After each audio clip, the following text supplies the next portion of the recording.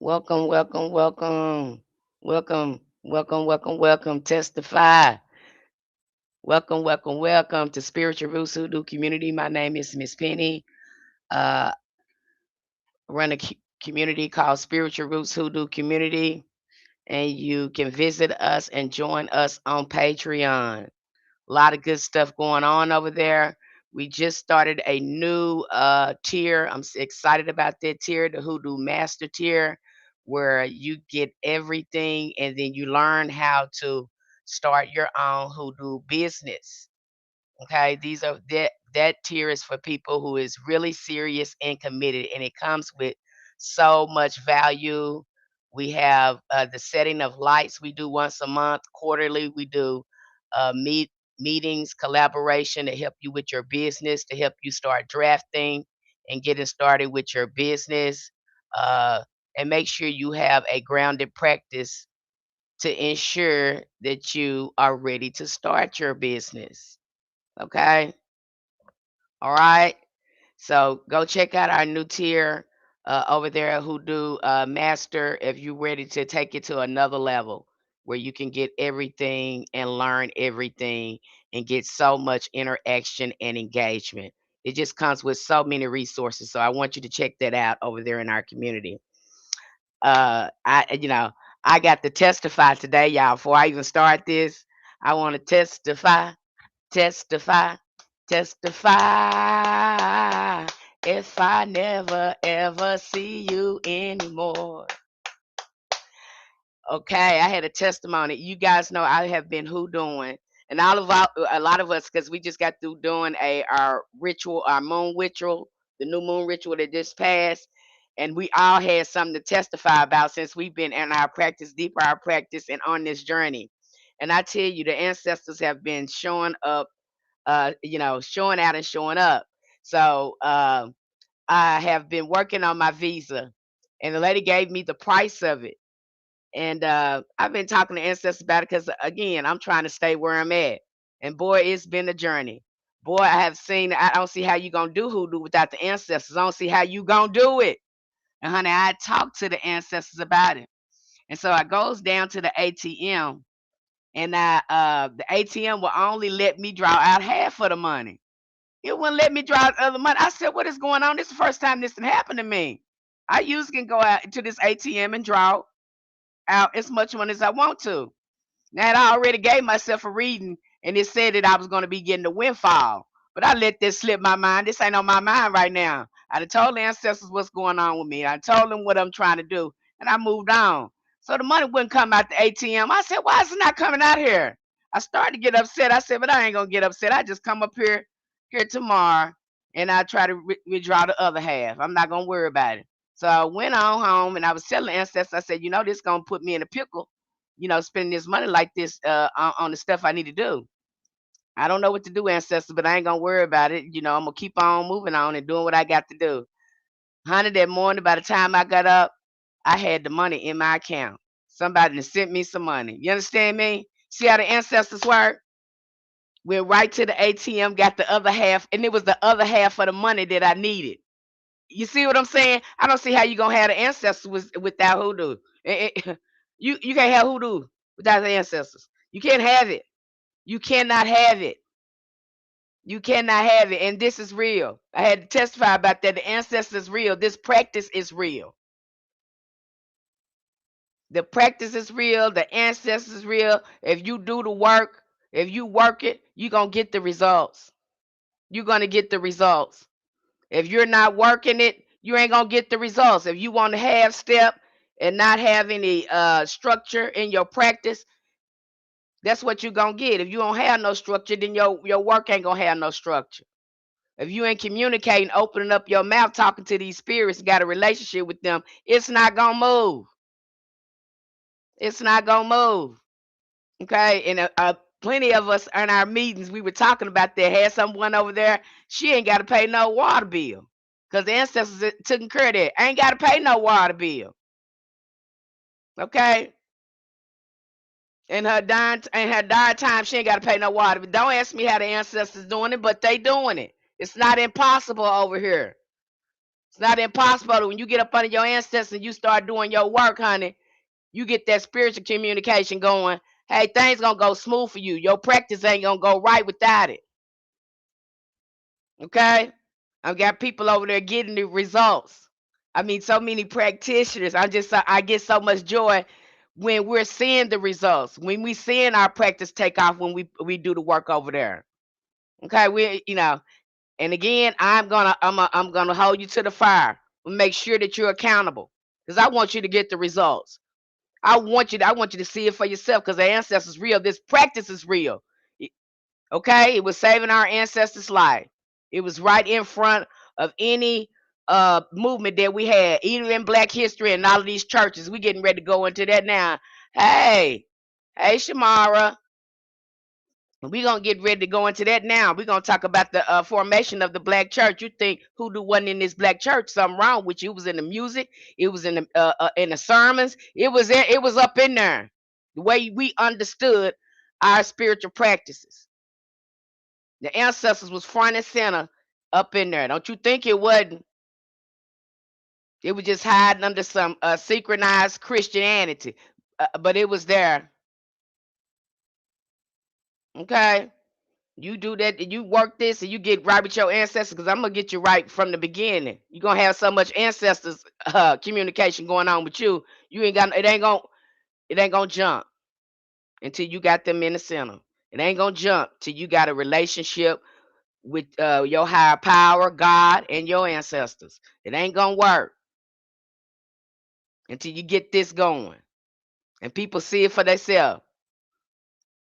And it shocks them. They say, "Oh my gosh, this yeah." Yeah, because you open your mouth and you developing a relationship. So stuff is moving and shaking for you. You ain't up there trying to do something you saw on the social media and you just putting some stuff together hoping it's gonna work. You actually had to develop a relationship and do some work to get this going.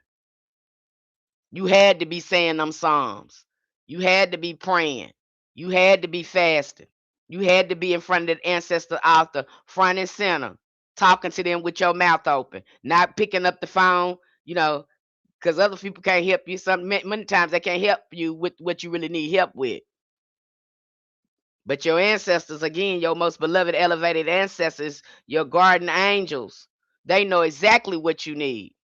If you open your mouth and just go to that altar and start having church up in there, just love our rituals.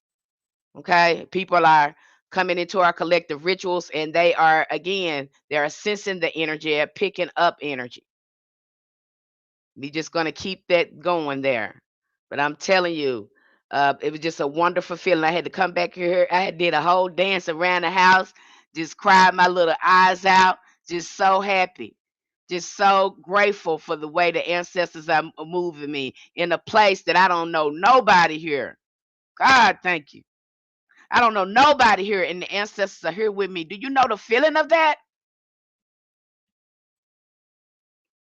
Never felt so close. I'm so sorry. I'm getting emotional. Do you know that feeling? I can't imagine how our ancestors feel. They had to carry them going to another place. I mean, this relationship with us is even deeper. They're taking care of me even more. Couldn't have the practice without them. You understand me? I can't do nothing but wave my hands. Glory be to the ancestors. May they live on forever and ever. May they always guide us. Thank you so much. You hear me? They real. They are real. Lord. Ooh wee. You just don't know. Okay? You just don't know how they been helping me, covering me. You understand me? I'm having to live the experience. They're showing me I'm having lived their experience. I'm actually living the experience where I'm trying to get away from something regular, and I ain't got nobody with me, but the mighty God and ancestors. That's all I have with me. Now that's faith, and I know they real. I ain't got no choice but to depend on me, and they ain't let me down yet. Thank you. Woo! Thank you. Woo, you just don't know. When you have that experience with them, they show up in your life like that. Baby, you ain't got time to be playing with people. Okay? You ain't got time to be playing with people. They are real. I can't tell you, I can't tell you that enough. And people calling this magic. People are calling it magic now. Ooh, the experience, that we have in our community, many of us think we can't even call it magic no more. With the stuff that come out of our mouth, the way the ancestors show up with. What is this? Maybe it's yours. It's yours. It belongs to you. It's what's in you when you open your mouth. You hear me? This is real. I'm sorry I had to testify about that because, honey, whoo, honey, I had to get in front of my altar and do some praising. Do you understand me? Ooh, you just don't, honey. You don't get it until you get in there. You don't get it. When you're doing the work, honey, your practice is gonna deepen your relationship with your ancestors, your most beloved elevated ancestors is gonna deepen. I'm seeing it. I'm witnesses. When you do the work, baby, you will see the results. Ooh, I'm sorry I had got emotional there, honey, but they real. You know, I just be overcome, be overcome with so much love and so much support. I ain't got this kind of support from my living family. You understand me? I get more love and support from people that's not even, in this physical realm with me like this. The love and support that I get from them. You hear me? Just what you say, just wave your hand. That's all you can do. That's all you can do, honey. That's all you can do is wave your hand, honey. You have to shout. You have to open your mouth. Okay? You may on the outside it may be looking on the outside it look like nothing was happening. And bam. That's how they work. You can't orchestrate what spirit can do. You can't do it. And you know it's them because there's no way that you could have done that on your own. No way I could have done that without them. No way I could have planned that out like that. I knew what I needed. I trust what I needed. I did the work and went on by my business knowing it was going to happen.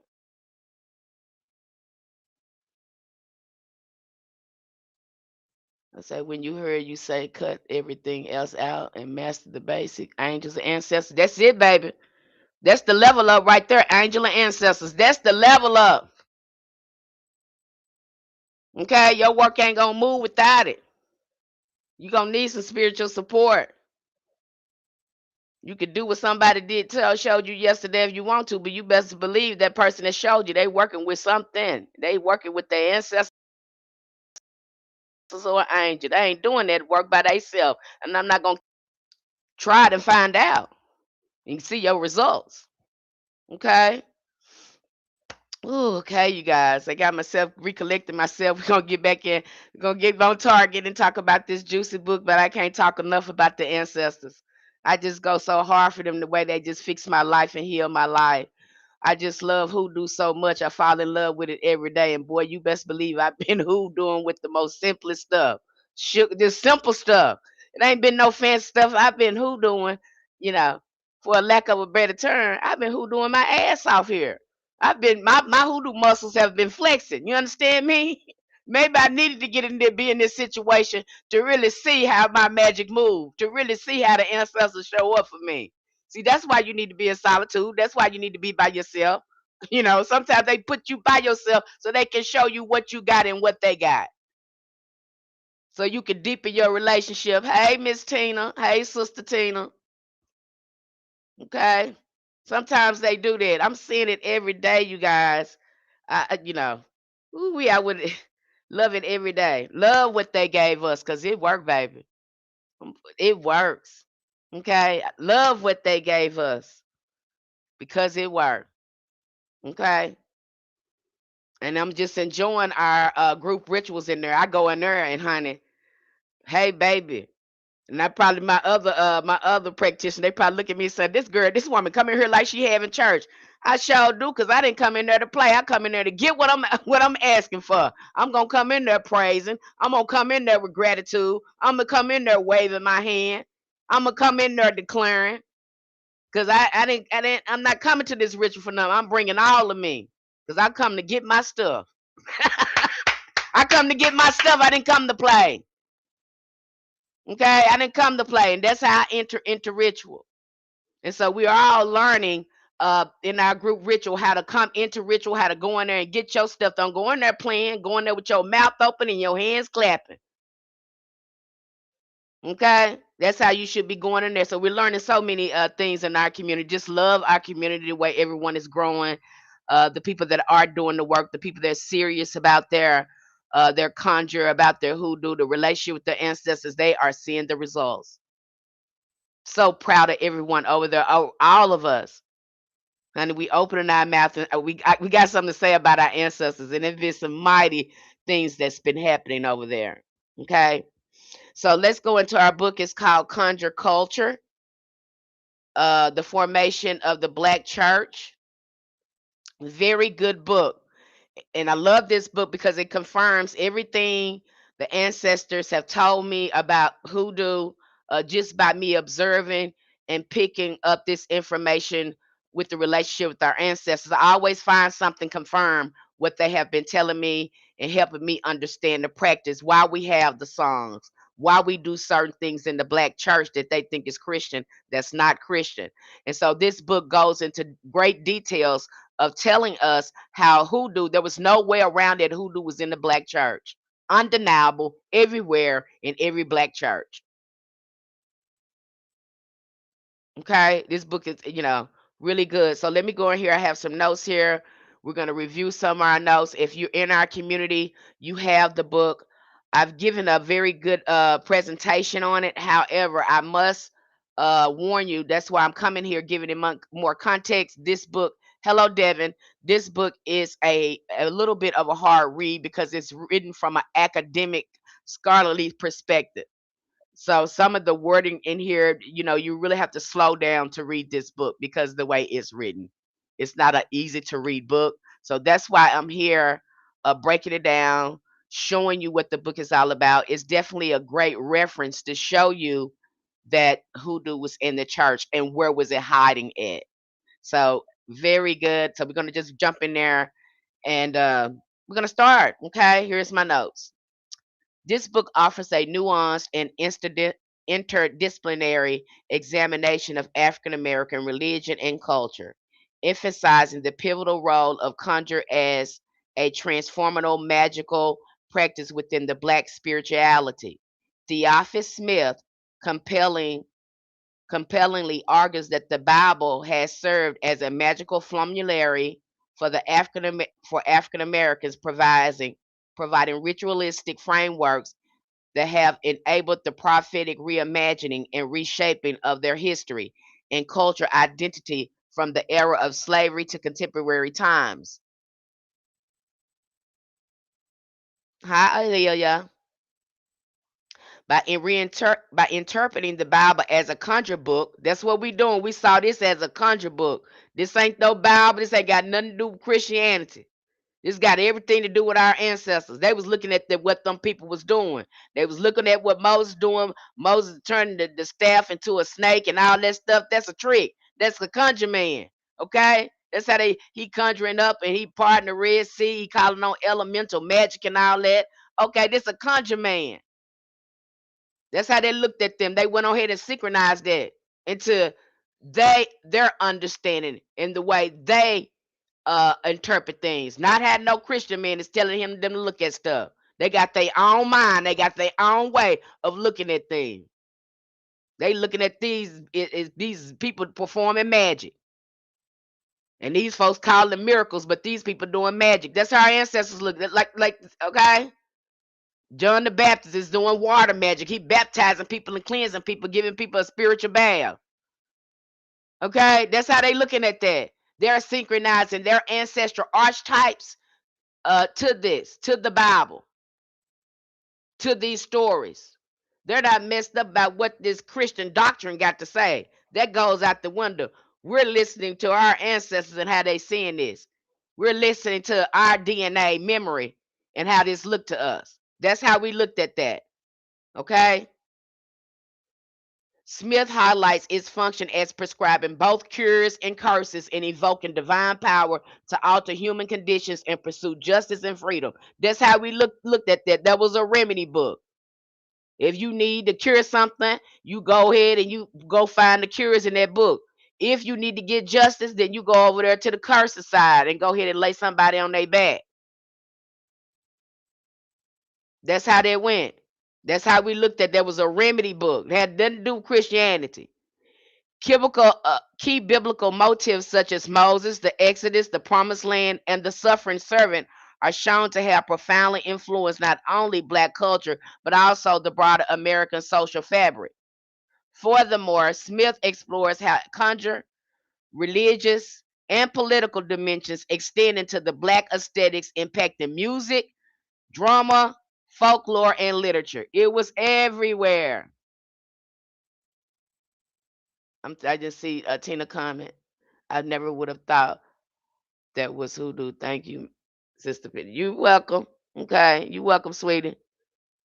Okay, so it was everywhere. Ultimately, the concept of conjure emerges as a vital indigenous spirituality with significant potential to reshape future Black studies and Black theological discourse. And not only did he talk about the African diaspora, he also talked about the indigenous people that were already here and the heavy indigenous elements, not just African, designated to Africa. He's talking about the people, indigenous American people, how they influence hoodoo as well in this book.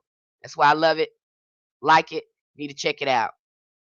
Okay, and this deserved a live review because it is a hard read. I'm gonna throw that to you now. You will have to slow down and read that. Like a conjurer saying, God Almighty, got his stuff together. You understand me? You gotta look at that book in a brand new way when you start going in there with your ancestors' eyes, with your hoodoo eyes. You going in there as the God. Okay? You're not listening to God. You become the God once you picked up this conjure book. Once you know what you're doing. You become the God, you embody this word. Because now you the conjure man. You the conjure woman. You become the God. You really believe, like, didn't you say in your Bible that ye are gods? Yes, we are. See, we taking it to a whole brand new level. They wanted us to be Christians. Now we real Christians. You showing you how to be a Christian. They want us to be Christians, so we showed them how to be a Christian. This is how we do it. That's how we did it. See, y'all up in there faking and jiving and stuff, calling on some on the outside of you. We ain't faking and jiving. We calling on some on the deepest in the deepest core of ourselves. That's the God we calling in. Y'all looking on the outside and we done went on the inside and we done became the God that you looking for. You understand me? This is how you work this. You getting Bible study today. You learning true conjure today. You learning how we looked at the word. Okay? So again, the spirit embodying the spirit directing three materials of world and creation. The cosmos as God's. Conjure bag is the representation found in this sermon. And the cosmogony in the biblical text of Genesis provides its figural basis. The stuff of charm materials for divine creation of humanity consists of dirt, compared to grave dirt and conjure lore, in combination with the fluid typical prescriptions and paraphernalia of conjure. In addition, this combination is activated by wind in reference to divine breath and Genesis cosmogony. Okay? He's telling you the same way you're looking at a conjure bag and how you breathe life into the conjure bag. You are the God. You are talking to the bag. You're making, again, putting dirt or whatever you got in your conjure bag. It's coming to life. That's why your mouth, that's why I tell you when you get in here, you probably need to reset the stuff that come out your mouth. Ancestors will have you in solitude, keeping your mouth shut. Because your tongue is a portal for your magic. And it cannot be a lot of regular stuff going on with it. Okay? It cannot. So that's what he's talking about right here. The materia sacra combined to create humanity, a central element within the pharmacosm, to use the folk vernacular, as creatures inhabiting hoodoo world.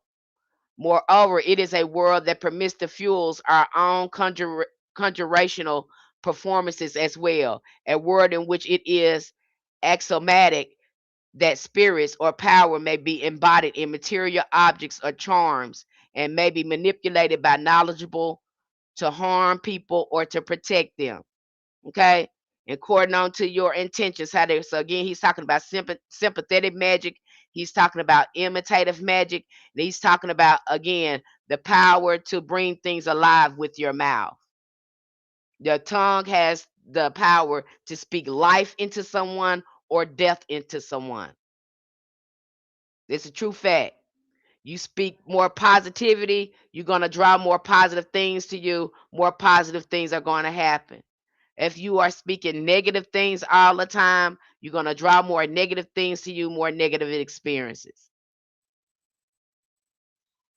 You can kill some, like my mama used to tell me, because I'm a Sagittarius, I can be outspoken. We are brutally honest. And then when somebody tick us off with the Sagittarius, only thing we do is tell you the raw truth and it sound ugly. Okay? And I remember my mama telling me, she said, girl, your tongue can kill souls. I've seen you do it. Okay? And that let me know how much power my tongue got. And I had to watch. That was one of my lessons I had to learn because ancestors had me being quiet. I had to learn because that tongue had so much fire in it. And then what? And I wasn't lying when that stuff come out my mouth. I'd be telling the truth. But it was so harsh. It's okay to tell the truth about how you're delivering it. Is it meant to uplift, or is meant to put somebody down? How you using that tongue? Sagittarius got, we really got to watch our tongue. We really got to think about what we say. Is this the time to tell the brutally honest truth, or should we be more diplomatic in how we tell the truth? I had to learn that. You need to be more diplomatic in how you're telling the truth. Oh, well, now they ready for this real truth. They need this medicine. It need to hurt a little bit.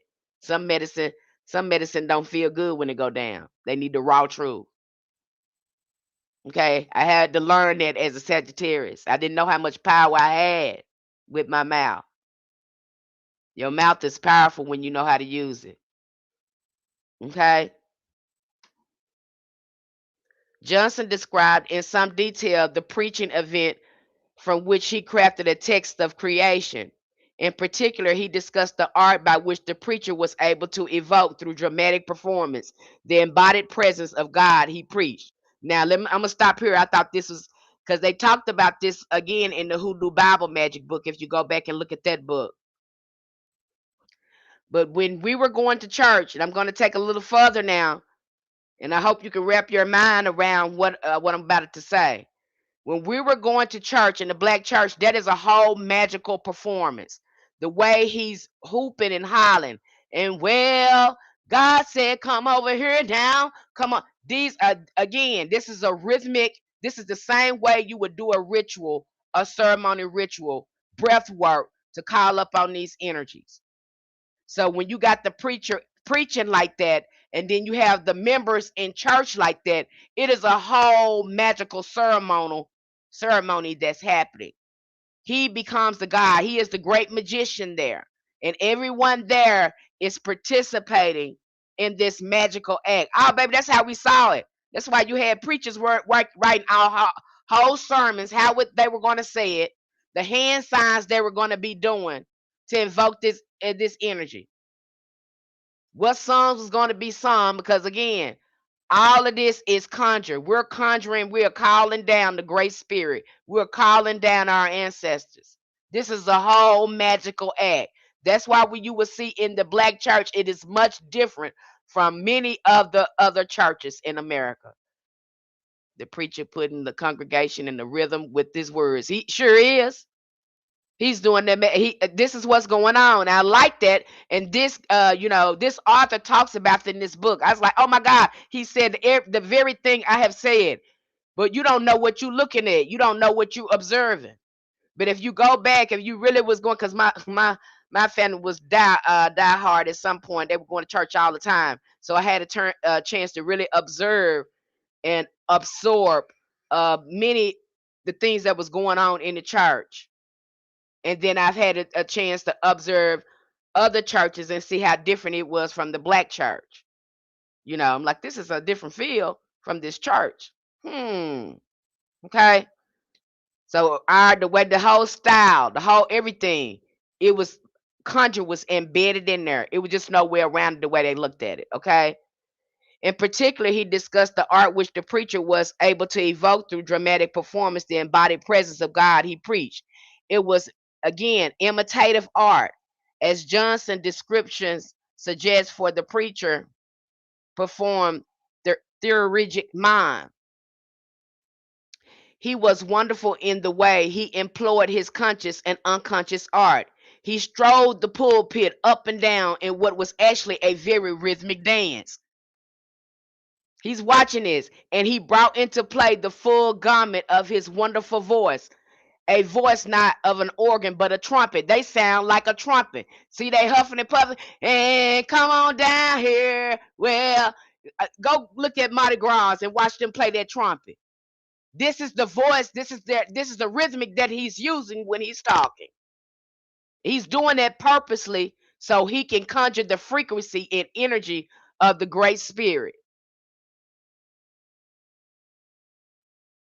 You understand me? He said not of the organ or trumpet, but rather of a trombone, the instrument possessing above all others the power to express the wide varied range of emotion encompassed by the human voice with the greater amplitude. He's intoned, he moaned, he pleaded, he blared, he crashed, he thundered. We can get up there and just act out. We gonna shout, we gonna dance, we gonna thrash. You see our ministers get all in that. Back in the days, that's what they did. They prayed and shouted until they were again sweating by the brow. He said that of a trombone. Okay, so a good idea, a good way to look at that. Go look at the Mardi Gras and how they're playing these trombones and these trumpets and things. That is the voice, the frequency that the minister is carrying and using, again, to tap into that magical sphere while the people are there. Magic was happening at the church. That's basically what I'm telling you. Our ancestors were participating in a whole magical ceremony. Was they aware of it? Yes, many of them was aware of it. It wasn't no separation. They was aware of it. That's why they was going there. They was getting their stuff. They was getting some stuff done. Well, nobody just going up there for nothing. People's up in there doing conjuring. Okay, the whole preacher is a conjure man up in there. He's a whole magician. He's leading the ceremony. He's directing the energy. Okay, he's doing the conjuring and calling down. He said, I sat and fascinated and more. I was perhaps against my will, deeply moved the emotional effect upon me. He said it was irresistible. He couldn't even move. He was captivated by that. He was caught up in that energy as he saw this preacher do all this stuff. Okay, couldn't move. You knew something magical was happening. That's basically what he described. He knew something magical was happening because, again, it embraced him. It grasped him. He knew something magical was going up in there. Very different from the white church. Johnson admitted the compelling force of the preacher's performance on himself as audience as an artist. Before he had finished, I took a slip of paper and somewhat surreptitiously jotted down some ideas for my first poem. He said when he got in there, inspiration fell on him, and he wrote his first poem called The Creation. So he knew something was happening in that church. He knew something magical was happening in that church. The same thing where y'all go crazy when Michael Jackson performed and all that stuff. These people are, again, they're using their star power and starlight it's a ceremony. Same thing with the preacher. He's doing the same thing. I hope I haven't lost you. This detailed account underscores how preacher's dynamic embodiment of divine presence was central to the sermon's impact, transforming the act of preaching into a powerful performative invocation that brought the sacred narrative vividly to life. And there you go. You got people shouting, and because again, he done tapped into that sphere. Yep, Tina, you hitting on something right there, Sister Tina. Okay, I've seen it, I experienced it because I grew up in it. It's very different. Your skin is quivering. You got chill bumps out of you. Heck, you want it's like contagious because they shout now. You want to shout. I heard somebody else talking about this too. The young lady, she said they was having a some type of Oshun ceremony. They was playing the drums, and and if you're not careful, if you tune into those drums too long, you're again the spirit is gonna ride you. And she was trying to get away from the drums, and there she go. Her body just went, and there she goes. She's doing that dance. Okay, and they'll talk about that when they're having these ceremonies, voodoo ceremonies. Some people get out the way because they know that these spirits will fall on them and they'll get possessed. And there they go, they're in there. You got that same feeling in the black church as well. When somebody else is shouting, it's like the spirit. It jump on you too. Now you shouting and thinking and everything. Okay, it becomes contagious because that frequency is in that church. So now everybody, the ancestors is riding everybody in their church. The holy ancestors is falling up on them. Everybody dancing and shouting and speaking in tongues. That's when hoodoo was in the church full fledged. Okay. Here we see that the preacher is mimicking the actions of the creator in his sermon. It is much like a ceremonial magic, which everyone in the church participate in this. In this is conjured. The voice becomes the trombone or trumpet of God that invokes the energy of inspiration and divine potential. The author was inspired by the sermon, and the black church is truly a unique experience to any newcomer. For example, of such ceremony, now you'll see this called the Sermon of Hitler in the Hoodoo Bible Magic book that we have there. You're in our community, you have that book. And in that book, they're talking about this this preacher had wrote a whole ceremony again to against Hitler to stop him from doing all this stuff. It's called Hell. Let me read it. For example, the Hitler and Hell, it is a curse of Adolf Hitler in the form of a sermon recorded during World War II by Reverend Gates.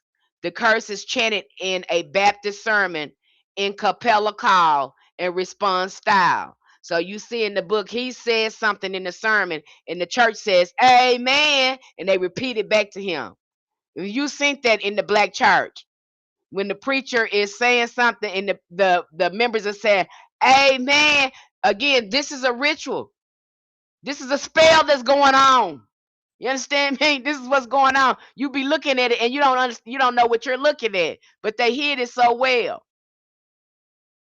They hid it so well. You got them going, Amen, back and forth like that. Uh, this is a spell. They're doing their conjuring. Okay. It said in the call and response style, the use of rhythmic pause allows the congruence to respond and amplify the commanding power. You can find this entire sermon in the book of Hoodoo Bible Magic in our community. So go check that out. That's a great example of how that you've seen it in the church. The way they go, amen, back, it tends to flow in a rhythm. And it trip you out when you see like, how's this going on? Did they practice this? Okay, you've seen it, but you didn't know that they was doing a spell. It was right there in your face, in our face, and sometimes we didn't see it. They hid it very well. And so now people think hoodoo in the church, everything about the black church, especially the old black church, is hoodoo. It's always been that way. It's always been ancestral. It was never compromised with the Christian religion. It hid under Christian religion. But the black church has always been hoodoo. Now I don't know what they doing now up in that rascal, and maybe some, a lot of them still doing it, and they done forgot where it come from. Okay, but it was it was heavy in those churches. Sermons granted the preacher the widest latitude that could be desired for all his arts and powers. Those powers rendered the preacher a master of all the modes of eloquence, often possessed a voice that was a marvelous instrument, a voice he could modulate from a sepulchral whisper to a crashing thunderclap. That's why you have them, their voice go, they're hooping and hollering. They go high, they go low. Okay. And he's really, he's into the sermon because there a lot of them was sweating. Okay, a lot of them was shouting. Okay, they was into that sermon. They was going to a magical realm up there. Something was happening up there.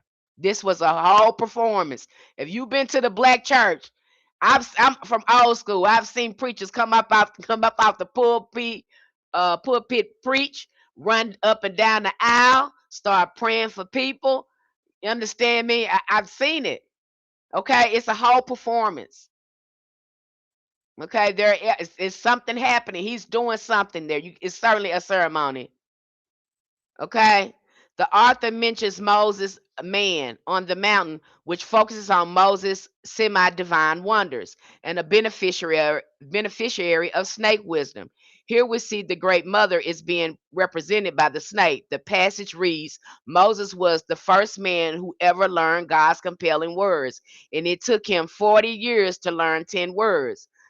So he made 10 plagues and 10 commandments. God gave his rod for a present. He lifted it up and tore a nation of tore a nation out of Pharaoh's side. Moses talked with the snake that lives in the hole under right under God's foot rest. The snake told him God's making words, the words, the words of doing the words of obedience.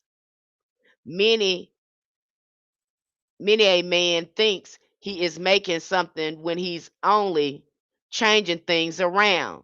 So again, he's talking. This is the story that uh, Zora has in her book. So she's saying that, hey, this snake is under God's foot and is giving Moses all the secrets to conjure. Okay. So you see, see how they put their own spin in there. And the snake is associated with the great mother, with the divine feminine, the serpent knowledge. That is connected to divine feminine. See how they just turned it around, and you're seeing Moses getting this wisdom. See, they knowing where it's coming from. They're getting this wisdom from the snake up under God's foot. So these are the way they told these stories. And so when you go back and looking at their stories that they're telling, that's why I say when you read these books, listening to their stories, that's where you're gonna find the magic. You won't find it too much in the magic spells they telling you. You're gonna find it when they're telling you a story. And you'll be like, oh my God, they just told magic right there and people missed it. That's where the magic gonna be at listening to the story. That's where I found a lot of my magic going back in my memory. My ancestors bring a memory up. I was like, oh my God, that's hoodoo. I know this. They was like, we know you know. Go do this. Sometimes it's through memory. All right. You didn't even know it was hoodoo. And you will see that. So listen to the stories that they're telling. Because in the stories, they're giving you the sauce. That's how our stories was, when they're telling you a story about something like High John the Conqueror and all that stuff, they're giving you a clue about where the magic really is in the story, if you're paying attention to it. And sometimes you've heard that story so many times and you never really thought about it. And then when you start working with your ancestors stuff, they'll unlock the mystery, the occult mystery in the story. There's occult meaning in some of our stories. And if you don't slow down, you'll miss the magic. And once you start working with the ancestors will start showing you some of the occult meanings that you didn't know at first. Yes, hoodoo has its own occult meaning. It goes even deeper. That's why you need to be over there up under your ancestors so they can start showing you. Okay, if you ain't going over there sitting down being quiet, you ain't got time. You ain't got time for them. They ain't got time for you. These spirits, you're gonna have to make some time, sit down somewhere and be quiet. Okay, and really listen. Here we see that Moses become like God. This is the hoodoo and how our ancestors reinterpreted the Bible in the eyes of their spiritual beliefs and practices. So you see they're turning that magic into what they wanted to be, how they looked at it. Okay? And so by looking at these frameworks too and looking at these other authors, we can take a different approach to how we work with the Bible. How you doing, Dimples? We could take a different approach about how we are again understand this Bible. Don't go by their regular interpretation. These folks that's trying to use it in a way to harm folks. Go by it in a way our ancestors they melted into their own interpretation. They saw themselves up in there. They wouldn't listen to what this colonizer telling them. They was trying to get some power out of it, and that's what they did. It's interesting to mention that the author mentions Thoth. This is a very interesting again because Thoth is responsible for creation of doctrine. So be careful with this. I've seen this up in here. You know, be careful with that. I have to tell you to pump the brakes with some of that. Okay, but Thoth is being mentioned in this book. Doesn't surprise me because this is a male who's writing this book. And Thoth is the one who, again, kind of gave them the framework for Christianity. Okay? I've already talked about that. The art of writing and making that writing become law. As I mentioned before, Thoth could not write anything without the assistance of Seshet. Thoth is a Greek and patriarchal perception of the mysteries. However, the mystery goes beyond the intellectual understanding of man. The real mysteries of the universe are divine feminine and live through the woman as an experienced mother, nurturer, protector, and sustainer.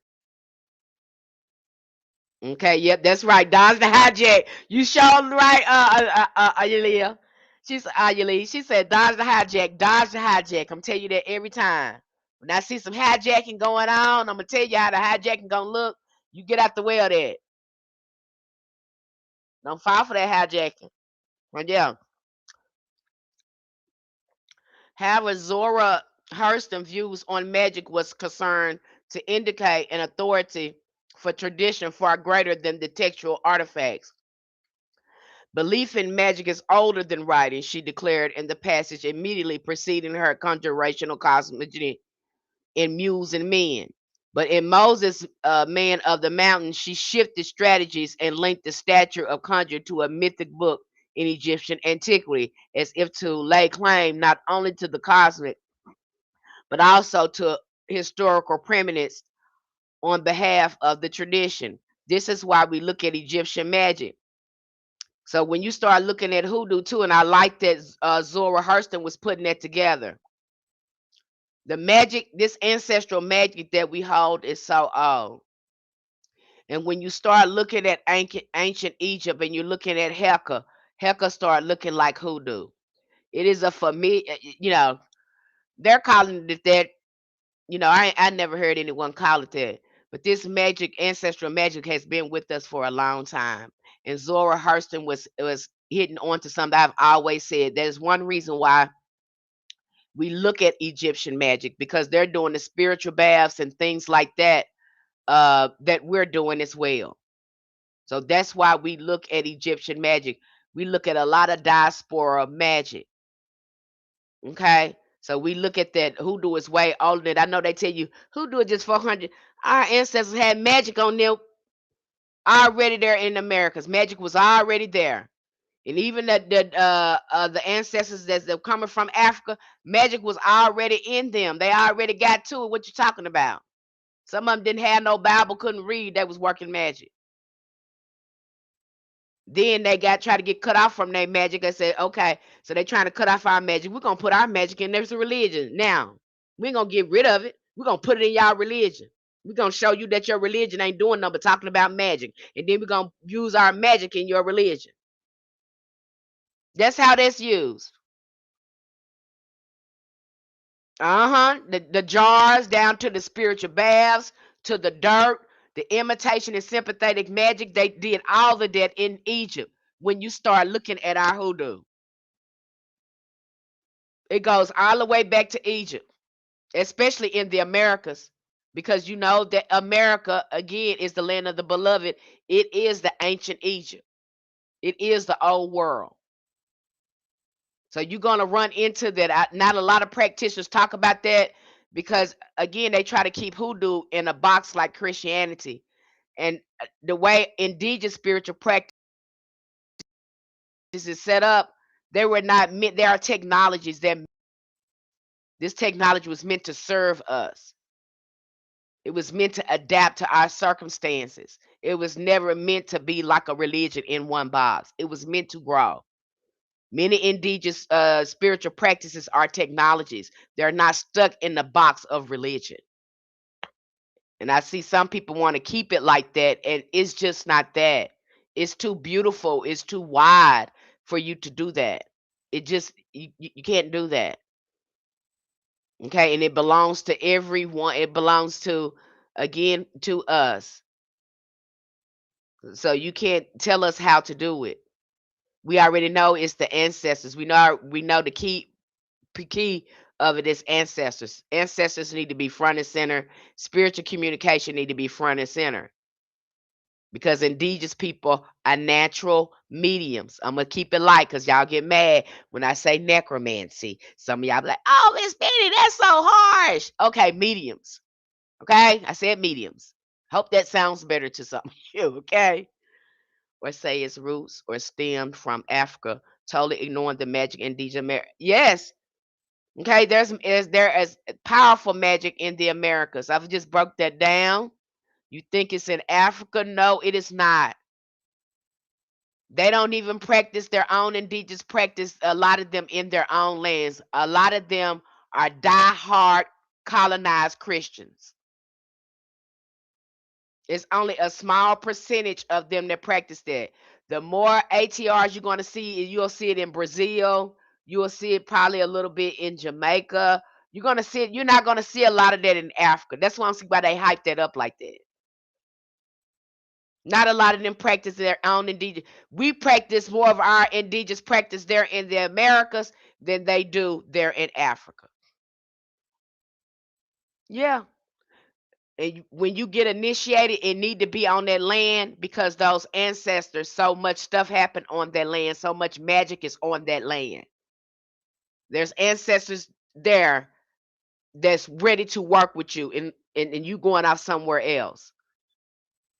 You're missing this because they didn't gave you the hijacking. And I don't like in these books either. They repeat the hijacking. African Americans, Africans that came up. There was a small amount of them. Okay, authors and writers, let's clean this up. Because you're forgetting again, you are disrespecting the ancestors that worked on their land that were already indigenous. The ones in Louisiana, the Washita Nation, and all these black people that was already there. All of them didn't come from no Africans. People already here, so let's just cut it out and stop the repeating of the hijacking. You're repeating that narrative. Some of you are bringing the colonization narrative in some of these books. And you're thinking some of these practices are designated just to Africa. We're looking at, and I don't like that term. We were indigenous people. Those are indigenous people. Indigenous people had common customs.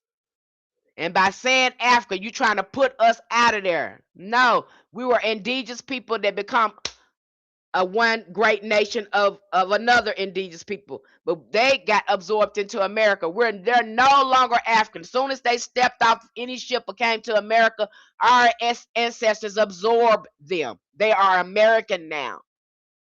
We don't forget about them. We remember them. You have them in the Mardi Gras and our ceremonies. We remember them. We became one people now. Africa here. Then you went on to try to record and document that stuff in Gullah Geechee and forget all about the Lumbee people, the Washita Nation, the Shatta.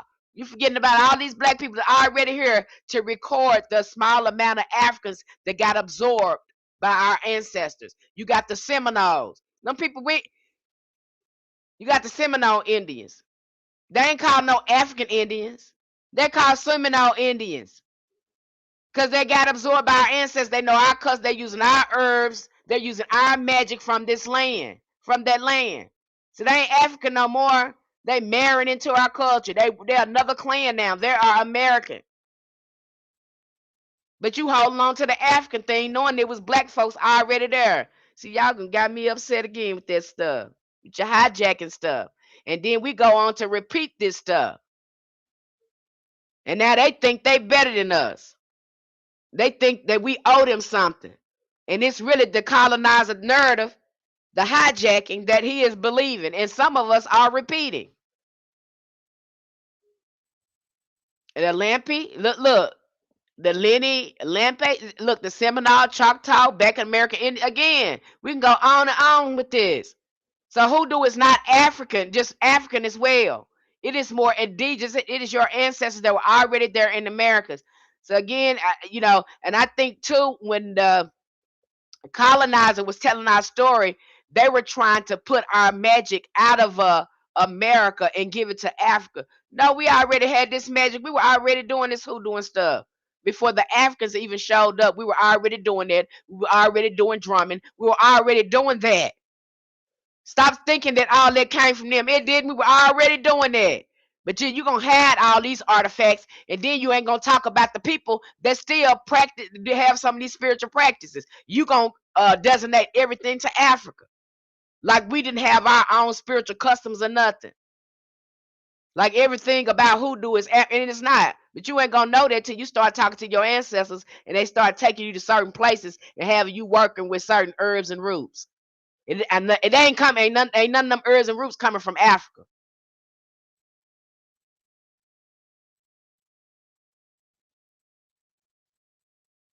Okay. None of our ancestors have no documentation of that. These people are now American, so let's cut it out with the hijacking. So a lot of hijacking start going on there. So again, just like Aya Lee said, dodge that hijacking, or say its roots or stem from Africa, totally ignoring the magic indigenous America.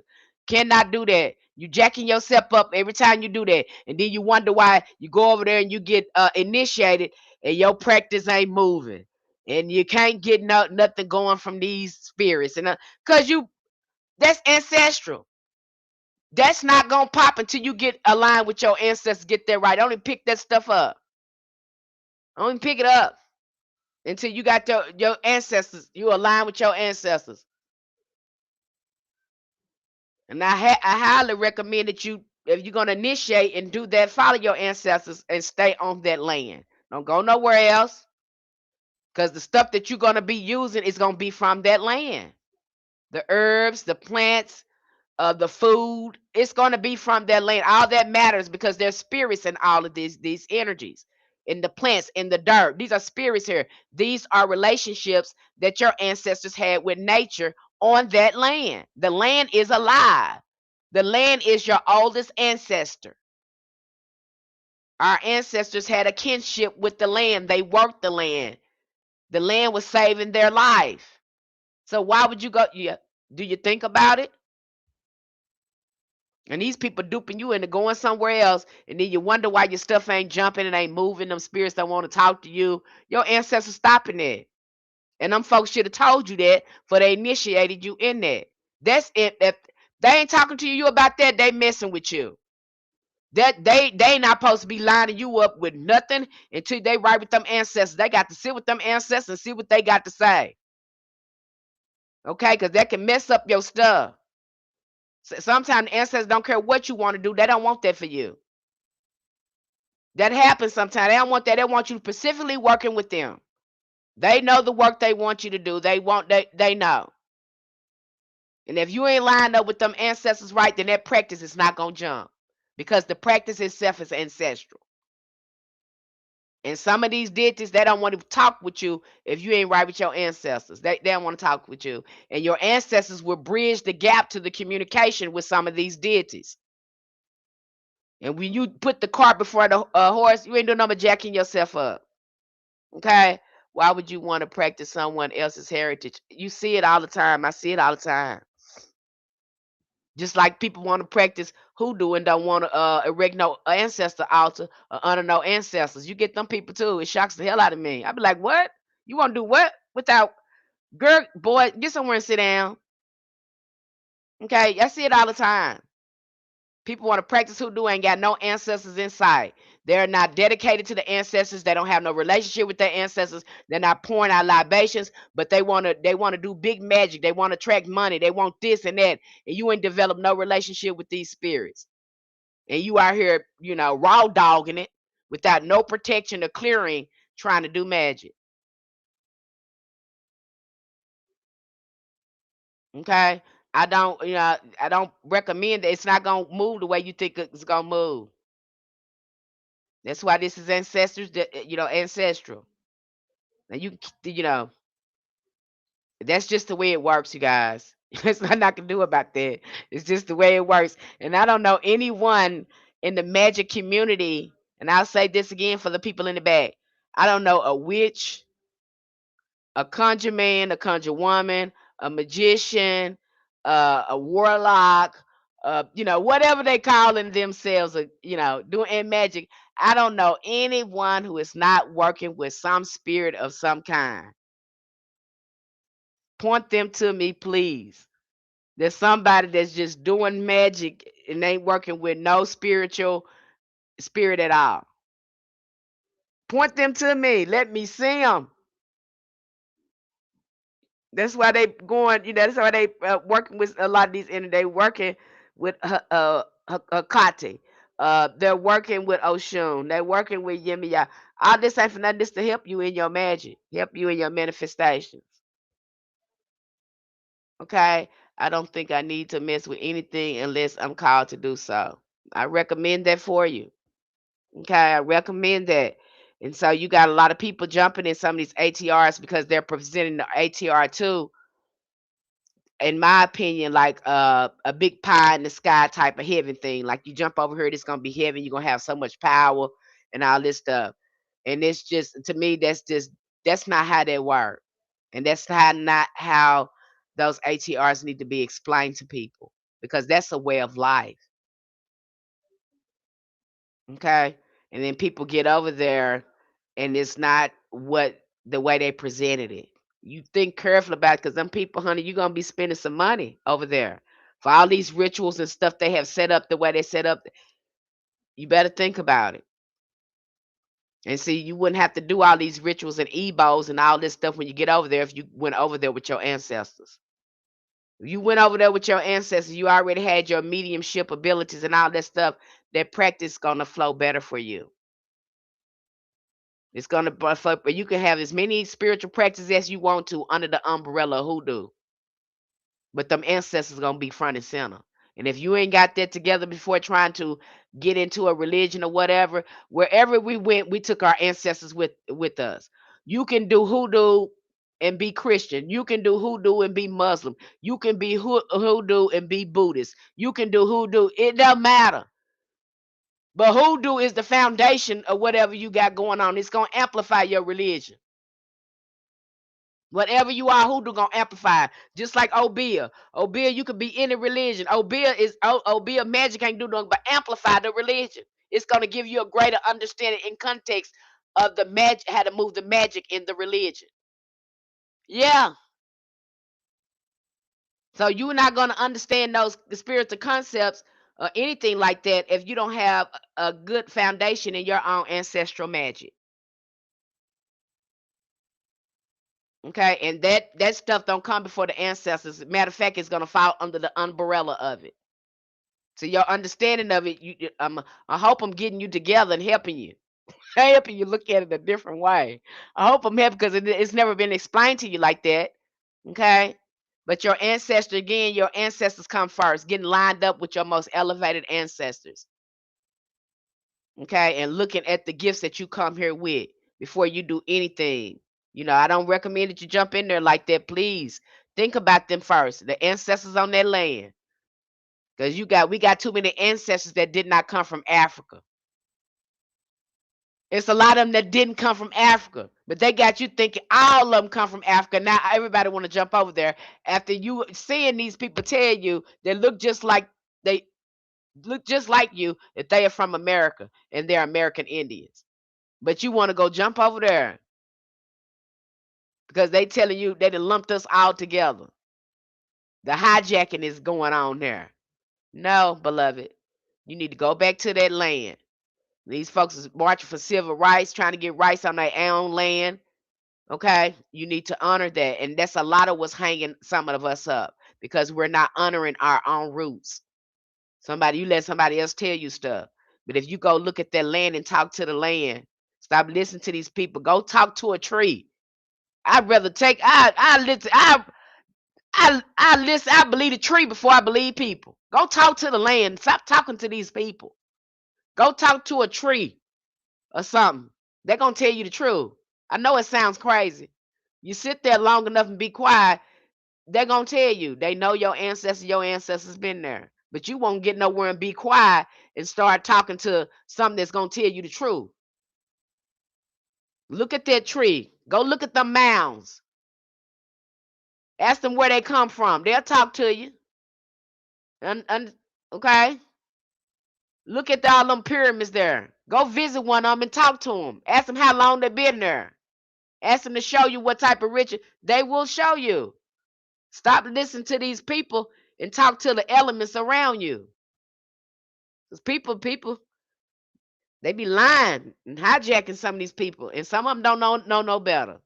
Okay, and you need to ask the land. The land know that's your oldest ancestor. That land been taking care of your ancestors from the beginning of time. And you is asking people. This the time you got to go back to the land and ask the land and believe what the land is telling you, because these stories that they telling you about Africa is not lining up what's on this land. It don't line up. It don't add up. It look like indigenous people was already here. You're working hard to put me. It's more pyramids over here in the Americas than it is over here. We seem to be more of an advanced civilization over there in the Americas than it is over there in Africa. Come on now, let's put it together. We got more our music and all that is global. It impacts the whole world. And you telling me we from Africa, and yet you got them copying people in America? I don't see nobody trying to copy African music. We don't have any type of African stuff in our music. I don't see nobody trying to copy African music, dancing like them, got their style, trying to copy these folks and all this stuff. Everybody doing that to Black Americans. You're very unique. So yes, it's important that you honor your ancestors and stop going somewhere else. And stop making something more important than the ancestors on their land. And people cop, they know you got some good stuff. Okay? You don't know you got some good stuff. Okay? I'm sorry I'm fussing at you, but you got to know. Stop doing that. And honor them ancestors on their land. Because everybody's copying them. And yeah, that's important. And ain't nothing more powerful than your ancestors if you have people trying to copy them. And you think somebody more powerful than your ancestors, and you got the whole world trying to copy them, I suggest you rethink that and sit with that. Ain't nobody trying to copy Africa. I'm not meaning disrespect for them, but we're not copying their style, their flavor, their music. Okay? This is why we have Black History Month, because our ancestors did so many great things. We can't forget about them. Okay, the green light, the refrigerator, the straightening comb, peanut butter. I could just go the light bulb, the car. I can go on and on and on. They're in America. They're in America. That didn't happen in Africa. That happened in America. Your ancestors did that. Okay, I got to get that in your head. So when you're reading this book and you see this stuff about Africa, you need to be keeping in your head trans-American slave trade, trans-American slave trade, because they got us focused on the Atlantic slave trade. No, because you done scrambled us around and stole our land. We ain't forgot what you done to us with your raggedy self. Okay, That uniqueness is what others dislike. The reason why I think we're trampled on this day. You're sure right, Ayuli. They after us now. The girl talking about she want to do something bad to us. Somebody that made a film about sacrificing black Americans. I mean, it's crazy. And we thought you was standing next to our op, and we thought y'all was our brothers and sisters. Ain't that some? We really thought, because we ain't got no heart like that. Us black Americans, we want to work with all y'all. We understand what black mean, but you don't.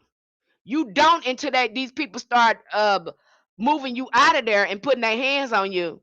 We understand you black first with these people, but see, you don't understand that because some of y'all done drunk the Kool-Aid and you want to be like the colonizer. The colonizer and put they mind in y'all. And you ain't asked yourself for a minute, why are we going against these people? These people, all the stuff that happened to them and still happening to us. Why are we going against these people? Why are we doing these people like this? Why we want to do all this unalive to them? Why we hate them so much? I mean, it's almost all of y'all among diaspora.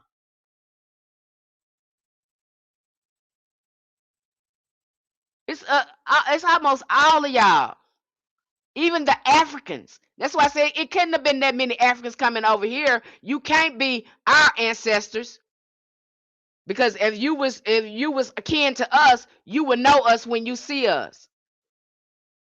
Can't have no relation to us because you don't know your kin when you see them. Y'all have no respect for what we are. You don't. Okay? If you want to be great, if you want to be magnificent and make an impact on the world, go do that in your culture then, but don't get mad at us because you ain't us. Go do that over there. And y'all want us to just forget and try to, take the hijacking and be erased by you. No, no, no, we ain't doing that. Ain't nobody finna forget their ancestors to make you feel good. Ain't nobody gonna do that. Okay? We're not gonna do that. We're not finna become another people and forget who we are because you on the scene. Okay? But y'all really showing us who we really are. You know, I got to say, we must have some really special sauce in us like that to make y'all act like that. And now we don't think we better than you. We just honor our ancestors, and we're not gonna let nobody erase that. And you get mad. We're not gonna let nobody tamper with our legacy like that. You get mad because we won't let you come over here and do raggedy stuff, and then try to blame us for all the bad stuff that you do. All it's black people that did. Then it's black people now.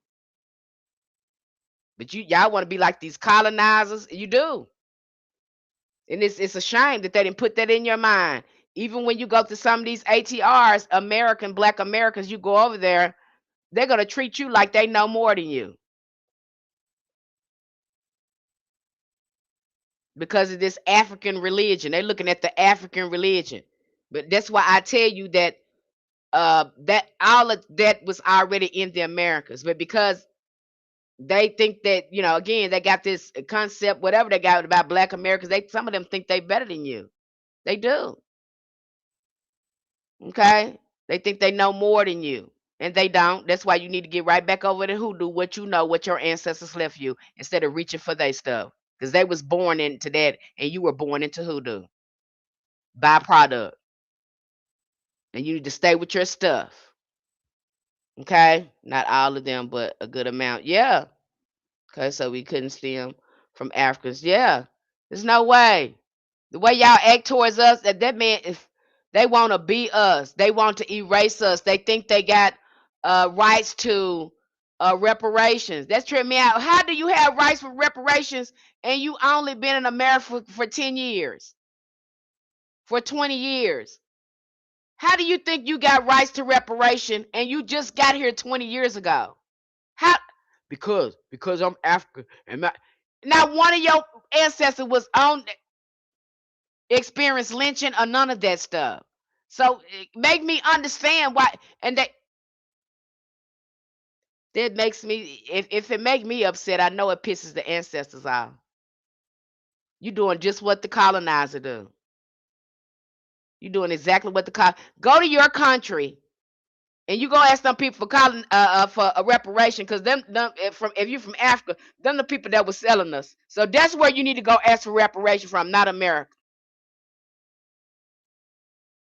You need to go to your own country that was selling the slaves and all that stuff. You need to go ask them for reparation, not America.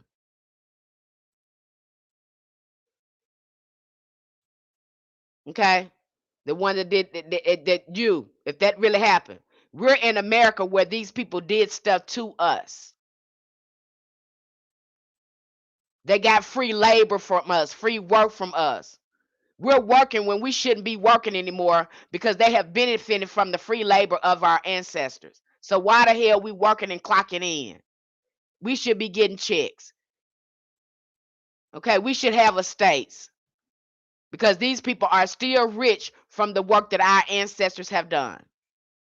So you don't know our story. You listen to them, hate black Americans. Black Americans start trouble. Black Americans don't take no shit. Black Americans know the colonizers in and out, and you don't. Black Americans don't kiss their ass. We don't give a damn about how they. We do our own thing. You're too busy trying to get in their good graces and kiss their ass, and we know that don't get you nowhere but hurt. You don't know that though. You don't know that though, but we let you find out. And then some of you say you can be black as can be. I'm not black. I'm Caribbean. I'm not, okay. Keep on doing it. See if they gonna see your ass as Caribbean or whatever when they pull your ass up. They're gonna see you as black. Don't give a damn about your Spanish talking and none of that. They don't care about that. Keep on. We try to tell you, but you ain't want to listen. Okay? And if they are working with you, it's to use you against us. Out there gonna manipulate. This is what they do. These people spend a lot of money. Don't you think they don't? They spend a lot of money trying to deceive black Americans. They hire FBI agents and CIA agents that look just like us for black Americans. Why they working so hard for that? They spend a lot of money on technology to see what we doing and how we doing it. They study us and all that stuff. Yeah, they spend a lot of money for that. Just on black people. I ain't never seen a group of people that hate a group of people but want to see everything they doing. The programming is deep and y'all go for the hijacking every time. Okay? And you don't know this. Okay? Some of you, the brainwashing is real. I'm scared of some of you among the diaspora because the stuff that come out your mouth and the way you look at black Americans. We got something to be proud of, and we stand on that. We stand on the shoulders of our ancestors. We're proud of that. Okay, what are you proud of? What are you standing on the shoulders of your ancestors? Like Kat said, the cheater knows who has the right answers. Okay, okay.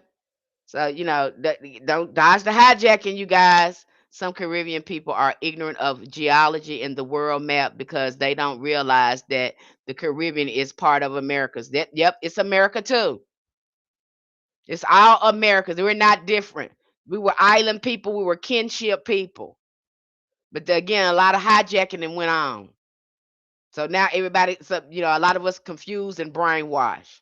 So I have to come here and say that, and again, decolonize a lot of this stuff. This is why we look at Egyptian magic in our community because the magic is a source of conjure and comes directly from divine feminine where Moses learned conjure. That is where Moses learned conjure. That's another reason why we look at Egyptian magic too because Moses learned to conjure from where the Egyptians. So why wouldn't we look at Egyptian magic that's taking you all the way back to hoodoo? Okay, this was matriarch magic that he was using. So yeah, since it's in our conjure book, we go and look at Egyptian magic. Our ancestors knew what they were doing. They had a lot of DNA music and they saw themselves in this. That's how they used it. They had to use it in the way where they saw themselves in it. We were already here. They came out the ship to us. Yes. Okay. So again, it was already in us. This magic lived on the inside of those ancient mothers. We also see the archetype of Moses was not designated to just men. This also could be embodied by women such as Harriet Tubman and Sojourner Truth. Remember they called Sojourner Truth and I think and Harriet Tubman Moses. They was embodying these archetypes. They were doing things that men wasn't doing. That's why I say we had some ancient mothers. There was some bad mama jammas, especially when you look at Queen Zinga as well. We had some ancient mothers that was some bad mama jammas. They was doing stuff that men was scared to do. These women was doing. That's why I tell you who do is divine feminine. A lot of men was scared to do what these women were doing, but they were doing it. Okay, so you see them embodying that energy as well. Nat Turner would have been one of them. Um, it's another one they mentioned the other day. I can't remember his name. So many, but they, again, they're embodying this energy. There was also some interaction between the Puritans and the Black Church. Now this is where it gets crazy in this book, you guys. When I was reading this, I was like, "Oh my God!" I was like, "They made that something else." I don't, let me go on before I get ahead of myself. But when I was reading, I was like, "Oh my God, these people went crazy." No wonder that the white church is messed up. I don't know. I don't know, but you listen to this, you guys. Listen to this. He says, the Puritans shared almost the same perspective of the Bible as black churches. However, their views were somewhat extreme. There is a toxic aspect to the Puritan typological tradition. As Beveridge argues, the figures of America as God, as New Israel. So they start looking at God as the New Israel, has become distorted as a pernicious mythic symbol. The figure has come to symbolize a destiny that is familiarly invoked and, in the conventional sense, conjured up by a mythic symbolic construct as an American dream, manifest destiny. So they start coming up with this manifest destiny, like we're meant to, own everything in this side in the Western Hemisphere. And so the black church started looking at them like, oh hell no. So the black church is looking at them as like, oh hell no, we ain't no, what the hell? Black church is looking at the Puritans like, we need to get away from them because they finna put down this black nationalist stuff. I mean, this white nationalist stuff. So they saw that white nationalist stuff going on with the Puritans. That's how they were using. Excuse me. That's how a lot of them start using, reinterpreting the Bible. And so black people just like, uh, black people just like, black church like, nah, we got to separate ourselves from them because they doing something else. You know what I'm saying? They got extreme. So American Dream, Manifest Destiny, the Redeemer Nation, a chosen peoplehood. They start saying they was chosen people the same way them people over there in Israel is doing. They the chosen people, so they get the jack up everybody else because they God chosen people. This is what's going on with these Puritans. Okay? And our ancestors looking at them like, that ain't how we do it over here. Okay, so our ancestors start getting away from there. Like I said, this book is so juicy, so you would have to slow down to read it too. Only in the United States, Beveridge claims, has nationalism carried with it the Christian meaning of sacred. It also makes clear that this usurpation of sacred symbols did not occur accidentally. Rather, it was an extension of the Puritans' initial inversion of scripture and experience. We may attribute America figural excesses to the Yankee descendants of the Puritans, for whom typology took on the hazy significance of metaphor, image, and symbol. What passed for the divine plan lost its strict grounding in scripture. Providence itself was shaken loose from its religious framework to become part of a belief in the human progress. So they made that to give them a right to do other stuff to people. Okay, that's how the Puritans started looking at that. I thought that was interesting, and that was worth mentioning in that book because I was like, oh my God. And then it made sense why you got some them people that were the triple K people. Get what I'm saying? The triple K people, why they Christians, okay? And why they Jesus is a pale face. You know, they took that to the whole max, even though you can show them in the Bible where this Jesus that they talk of is described as a man of color. In their mind, no, no, no, no, no. Because see, the hijacking that went on there and took that, you can turn that all the way into a lie. Okay, you didn't find yourself in that. You changed the whole, I don't know what to say about that. That's how they have done that. And when our ancestors start seeing that, our ancestors start saying, let's get away from these people. Okay.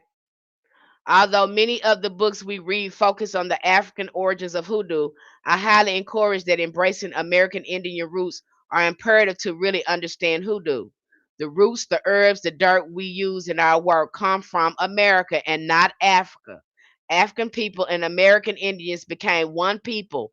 Africans were absorbed into American Indians.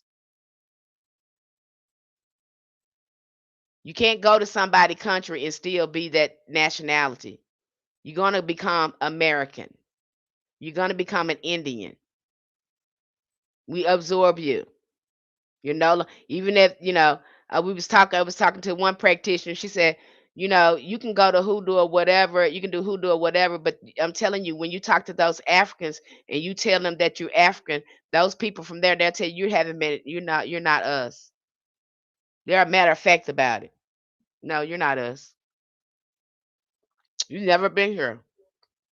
You're not us. They're telling you sometime with their own mouth, you're not us. They understand they're on their land. They're using their ancestral magic on that land.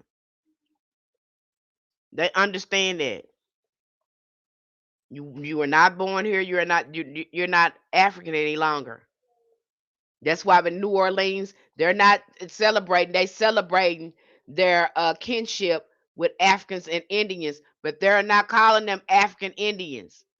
They now Creoles. Some of them Cajuns now. They ain't African no more. Do they honor the cosmology and the elements, African elements in there? Absolutely. Don't ever forget that. They celebrate every flavor of the coming together of the people. And they not just focus on African.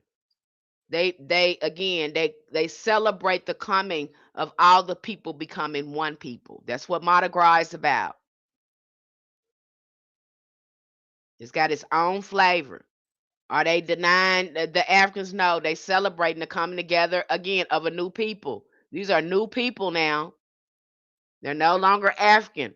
And the Africans went there with the Essence Fest, with all their stuff, trying to make that African, and that didn't turn out good for them.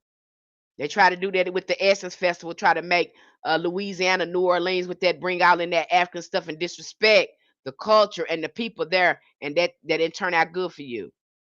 Because you don't understand. You need to get that in your head. You're going with the hijacking, and that's what's messing you up. We're a whole different people, a whole different indigenous culture.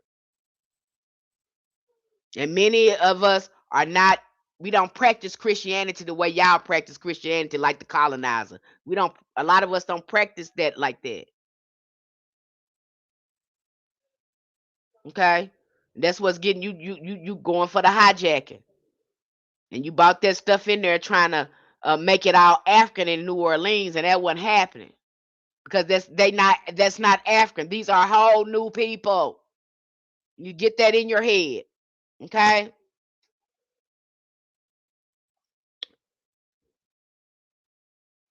Many of our ancestors have never been to Africa or come from Africa. However, they still practice hoodoo. The magic is in the ancestors that came from this land and the land itself. That's where the magic is coming from. That's the spirits that you're working with on that land. More explicitly, his preference emphasizes the preacher's voice as a mime or assimilator of that of a musical instrument, a trombone. I think that's a repeat over there I did. Okay, this connection highlights how the preacher's vocal delivery imitates the expressive sliding tones of the trombone, blending musicality and oratory to engage and move the audience profoundly. More profoundly than the preacher's voice, the poems themselves become God's trombone to the extent that they simulate divine rather than human instruments. They transcend the vocal mimicry, embodying a sacred resonance that channels the spiritual truths and emotions through their rhythm, tone, and cadence. The poems evoke presence that surpasses earthly sound, inviting listeners into a transcendent experience where language becomes the conduit for the divine. So we actually be sitting up here watching the preacher conjure, and we become a part and participate in that conjure. That's what happens. Okay, that's what was happening in our church. It appears the entire church service become a ceremony where the pastor becomes the magician. His voice begins to conjure the power of God. That's what's going on in there. That's why he hooping and hollering and acting like that. That's why he's running down there. The same thing you would go to your altar. Just imagine if any of us that do altar work, and if you're into your practice and you know how to go into your ritual like that, that is the same way a practitioner start a ritual and start their work. Exactly the way the preacher doing. And I know that trips some of the people out in our ritual, but you're learning more about the flow of ritual when I come in and I host the ritual. And I know that tripped them out because when I go in ritual, I already go in there clapping my hands. I already go in there with joy. I already go in there with gratitude. You gotta go into your ritual, your magic with your mind, your body, and spirit. It needs to be intentional. It ain't gonna be good if you're trying to do the ritual, but you're thinking about JoJo that it made you mad. Ain't gonna work. Okay? Your body need to be in a homeostasis state. Your mind, your body. That's why too. I get you to working on on your nervous system and slowing down. It ain't gonna work if you in a rush, you agitated and all that. That nervous system plays a big role in your work. Don't think it don't. It does. That parasympathetic system has to be working properly to move your magic. Yeah, yeah. I just said JoJo. I'm just making up stuff. Okay, I'm just making up stuff. But again, your mind got to be, and that's why when you go to our rituals, I tell you don't come in there playing. Bring your whole self. Don't be scared to shout. Don't be scared to wave your hands. Don't be scared to open your mouth. You want something for spirit, you better act like it. If you want your stuff from spirit, you better act like it. Okay? Don't come in there shucking and jiving. Bring your whole self in there. Okay? Is that how hexes work? Or dismantling someone parasympathetically? Because that happened to me. I really don't like to go into hexes on here because they done made hoodoo about that, and people are picking it up and they don't understand the power of it. But yeah, but when you're doing hexing work, that's what you're aiming to do. You're aiming to dismantle the person's aura, to penetrate the aura to do the work. Okay, but first you got to be able to penetrate the aura. And doing that, yeah, you're turning down the person's the things that shield their mind and emotions, depending on how strong the aura is. But yeah, that's what it can. It's going. That's what that's for. Okay, too many people focus on hexes and all that stuff. But I tell you, the people that's always doing, if you don't have a real gift for it, if your ancestors didn't give you a real gift and you're not spiritually balanced, that's going to take a toll on you. If you're not spiritually gifted in there and you're not carrying your ancestors in there, you're just doing that because your emotional you have poor emotional regulation, and you letting these spirits jump into you because you have a lower vibration and you just putting hexes on people because they make you mad. That's not going to turn out good for you. Okay, you have to people that are good at hexing and that's what they do. I call it more of justice work because that's what we call it in hoodoo. People that's good in that and they perfected that, most of them are the most uh, emotionally balanced people, and they know how to go in there and how to come out. And it certainly takes a technique to doing that. You got to know how to go in there clean and come out clean. Okay. So there is a technique to doing that. But yeah, it is possible. Okay.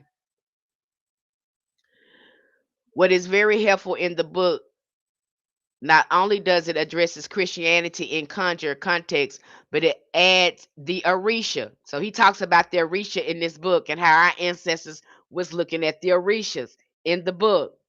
And we talked about that too in the other book, Working Mojo, when this lady was talking about how this practitioner was tying a knot. And this is the same way they do knot magic in Ifa. But yet this man was practicing hoodoo. But he knew he was using the cosmology of Ifa, this indigenous practice, in Christianity. How did he know that? And so she would start seeing some correlations. So in this guy, he starts telling you how we still, like I said, it was already there in the Americas. You're not gonna know it until you again start studying and start really paying attention to these ancestor stories, because sometimes they're telling you. In my opinion, this is a positive way to help us understand the Bible and to see it from a spiritual perspective of our ancestors. We are adding more context to the religion and extracting our personal power from it.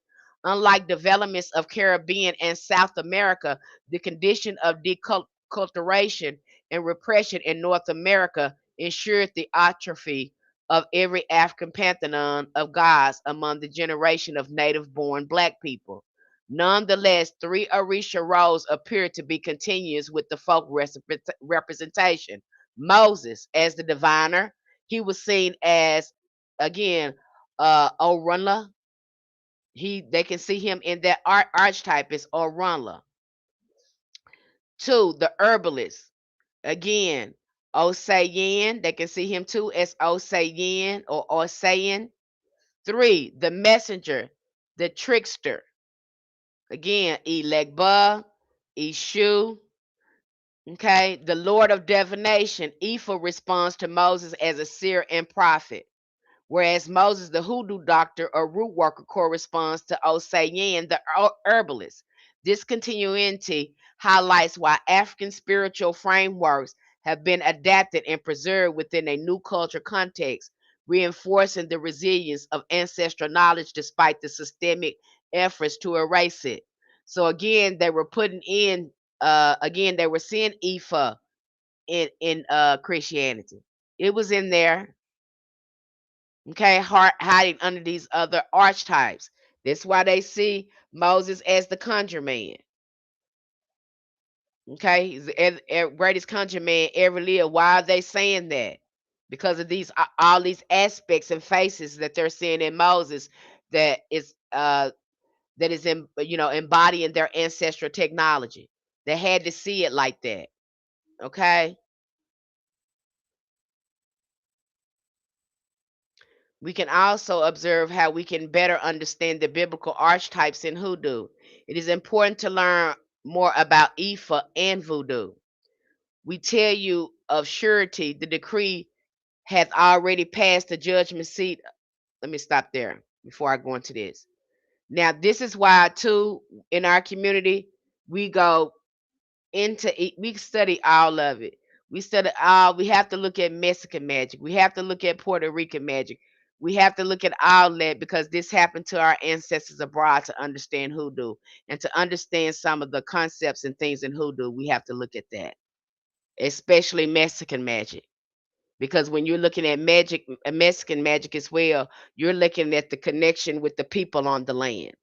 Again, the Hispanics, the Mexicans, they reserved a lot of indigenous knowledge. So we have to look at their stuff.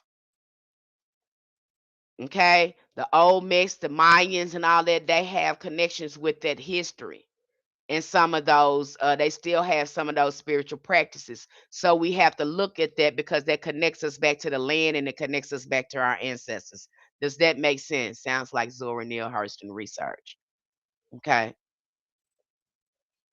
Yeah, because she's mentioned in this book a couple of times. Okay. Let me go on here, see where I'm going on with this.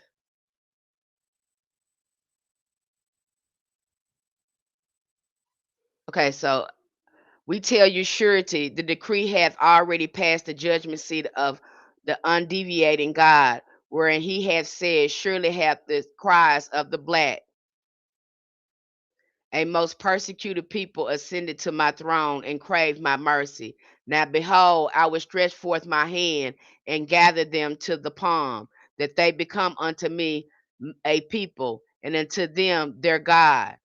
Here we may observe how the conjurational mode of the spirituality is operative in the act of designating a deity and preceding the passage of crucial elements of such conjuration that had the God of the Ethiopians and the undeviating God as designated not only for the sake of worship in order that they become unto me a people and unto them their God, but also for the for the sake of freedom.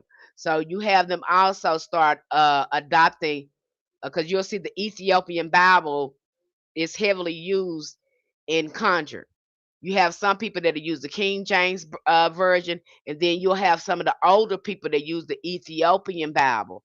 And so you had some of our ancestors that start coming in using the Ethiopian Bible, the Ethiopian Coptic Bible, to again to make hoodoo even stronger. And so that's what I'm reading here. Okay. And so again, that made hoodoo that much stronger, and that made them too give them a closer walk in relationship with their ancestors when they're reading this people. They're reading about black people and their relationship with God. And now they're able to see it from a black perspective with the black Ethiopian Bible. And that Bible is written very differently from the King James Bible.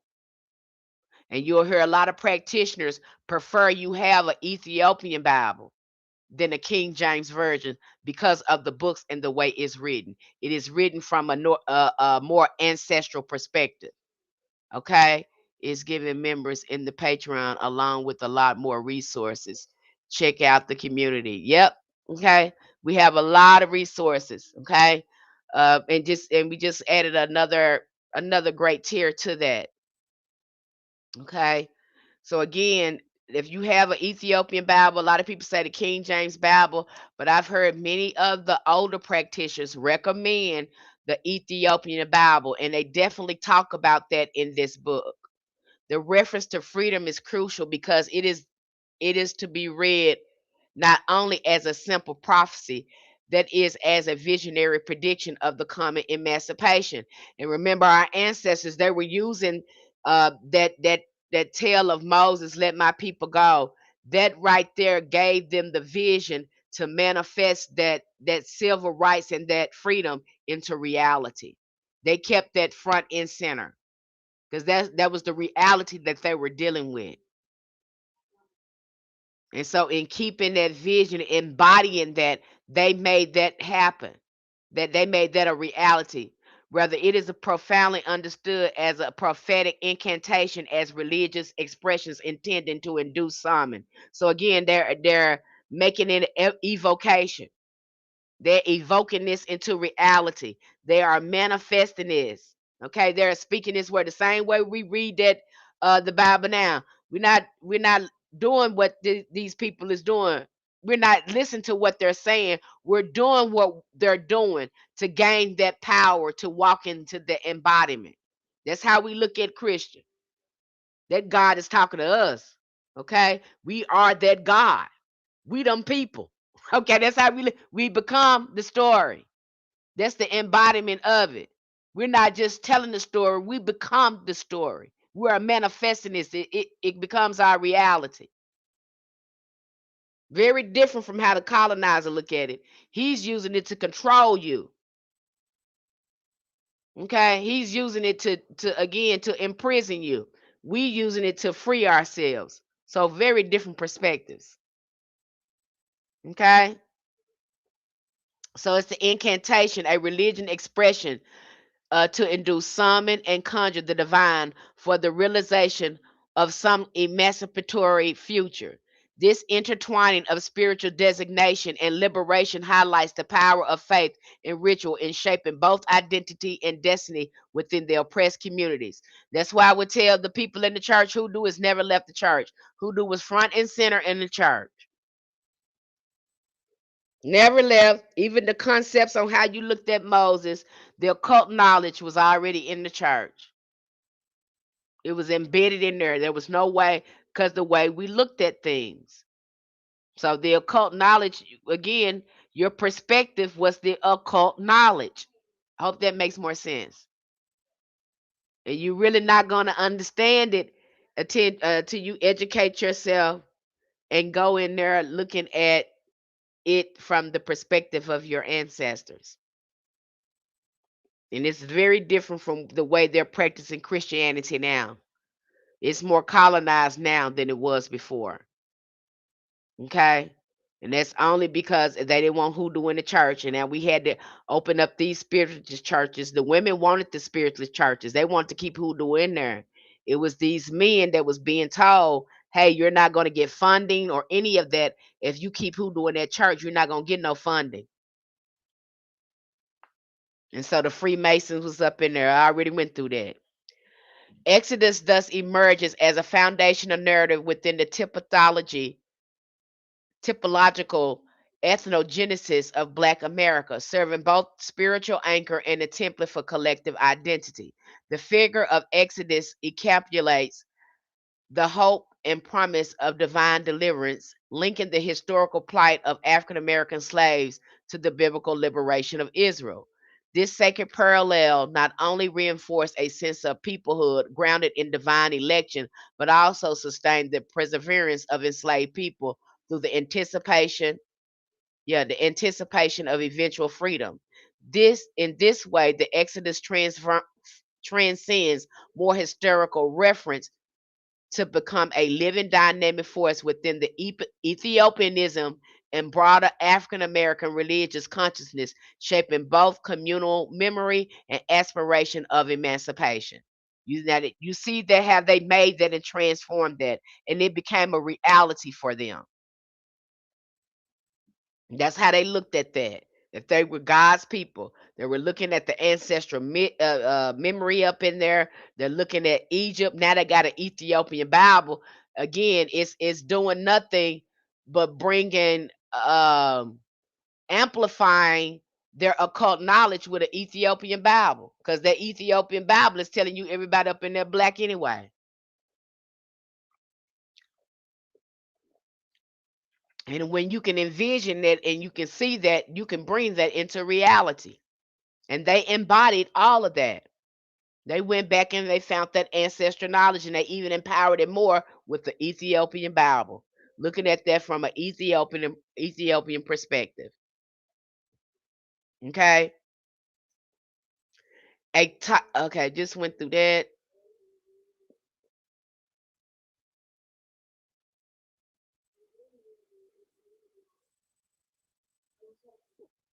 Okay. In reaction to such concentra, the use of biblical figures in conjuring culture involved a collective strategy to cloak, mask, and disguise conjurational operation by employing approved religious content, namely biblical and Christian content. Some elements of African religion survived in the United States, not as separate enclaves free of white influence, but as an aspect hidden under, blended with similar European forms. So they're letting you know, and some of the things that you think, that ain't got hoodoo in it, you think it's, from the colonizer, our ancestor blended it. This blending allowed African spiritual practices to persist covertly, often synchronized with Christian beliefs and rituals, thereby preserving the cultural identity while adapting to the dominant religious environment. Okay? So it's in there, Christians. It's in there. All right? Hoodoo was up in there with the usher and the white gloves and the hats and wearing white. Okay, all the mothers on the first Sunday they wearing white. It's up in there. The white gloves and all that. That's hoodoo. Let's just cut it out. Ain't no other church doing that but you. All the mothers wearing white on first Sunday and all that. The elders weren't. That's hoodoo. Why we under the mothers in the church? Because that's where the hoodoo was born from. That's where the conjure coming from. Them women up in there conjuring. Why you think they wearing white on first Sunday? You ever thought about that? Hey, Gerald. You ever thought about that? That's hoodoo. The elder mothers, the big mamas, wearing all white, sitting on the front of the pew. They get noticed every month. The elder mothers in the church. You know why? Because that's where the hoodoo is coming from. That's who preserved it. You're going to see that in a lot of your books. It's going to tell you over and over again that these women preserved the knowledge. They was the one gun-ho about opening up these spiritual churches.